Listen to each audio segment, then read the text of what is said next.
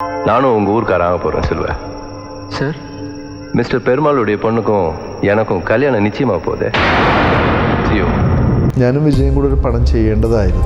അത് മിസ്സായത് പറയുന്നത് ശരിയല്ല. ഞാൻ പിന്നീട് അന്വേഷിച്ചത് വിജയ് അതിനകത്ത് വില്ലനാണ്. വില്ലൻ എന്ന് വെച്ചാൽ നെഗറ്റീവ് ഷെയ്ഡിലെ ക്യാരക്ടർ. അപ്പോൾ എന്നെ കാണണമെന്ന് ജി വെങ്കടേഷ് എന്നെ വിളിക്കുന്നത്. അപ്പോൾ അവരുടെ ഓഫീസിലിരുന്നു വിജയ്ക്കൊന്ന് കാണണമെന്ന് പറഞ്ഞു. അപ്പോൾ ഞാൻ പറഞ്ഞു ശരി, ഞാനൊരു ഏകദേശം ഒരു അരമുക്ക ഇപ്പോൾ തന്നെ വരുമെന്ന് പറഞ്ഞു. അരമുക്കാണ് കഴിയുമ്പോഴത്തേക്ക് വിജയ് വരും. വിജയ് ഇപ്പോൾ കയറി വരുന്നതേ ഉള്ളൂ. ഒരു 3-4 ഹിറ്റുകൾ വന്നിട്ടേ ഉള്ളൂ വിജയ്. ഒരു 3/4 മണിക്കൂർ വിജയ് വന്നു.